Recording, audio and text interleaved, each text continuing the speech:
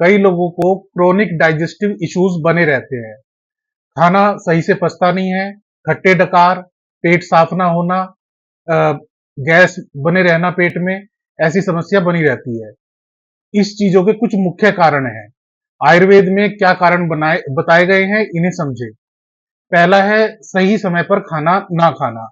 अगर आप एक ही समय नहीं बनाएंगे खाने का, अलग अलग समय पे खाएंगे, कभी 2 बजे खा लिया, कभी 4 बजे खा लिया, तो इससे जो डाइजेस्टिव एंजाइम्स है प्रॉपर सिक्रीट नहीं होंगे और हमें धीरे धीरे डाइजेस्टिव इश्यूज डेवलप होने लगेंगे। ओवर ईटिंग करना एक बड़ा कारण है। कई लोग पहले से पेट भरा हुआ है, किसी ने कुछ ऑफर कर दिया समोसे वगैरह, तो वो भी खा लिया। तो अपने पेट का हिसाब समझ के खाना है।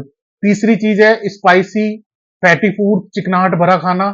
तो ये भी हमारी डाइजेशन को धीरे धीरे खराब कर देता है। जैसे आजकल मोमोज और चाइनीज फूड का काफी चलन है, तो ये हमारी डाइजेस्टिव हेल्थ के लिए अच्छा नहीं है। चाय का बहुत ज्यादा सेवन करना, जैसे चाय अगर आप दिन में एक आधी चाय पी रहे हैं तो ठीक है, लेकिन कई कई लोग 7-8 चाय पी जाते हैं, तो ये भी डाइजेस्टिव इश्यूज कर सकते हैं। अल्कोहल और स्मोकिंग, ये भी डाइजेशन पे बहुत बुरा असर डालती है।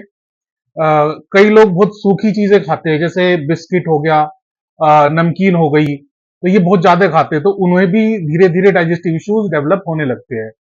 जल्दी जल्दी खाना, यानी हम जल्दबाजी में ज्यादातर रहते हैं और खाने पर ध्यान लगाए बिना और जल्दी जल्दी खा लेते हैं, तो उससे भी कई बार डाइजेस्टिव इश्यूज डेवलप होते हैं।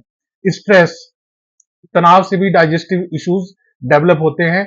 नेचुरल अर्जिस को दबाना, मान लीजिए किसी को मोशन आया हुआ है या यूरिन आया हुआ है, तो ऐसे में अगर वो मीटिंग में है तो बार बार क्या करेगा कि उन्हें नेचुरल अर्जिस को अपनी दबाएगा। इससे भी धीरे धीरे करके आपको डाइजेस्टिव इश्यूज डेवलप होने लगते हैं। विकृत भोजन कर लेना, यानी इन्फेक्शन हो जाना, अगर वो कॉन्टामिनेटेड फूड खा लेता है, तो ये भी डाइजेस्टिव इश्यूज का एक कारण बनता है। दर्द निवारक दवाइयों का अत्यधिक सेवन, तो ये भी डाइजेस्टिव इश्यूज का कारण बन सकता है।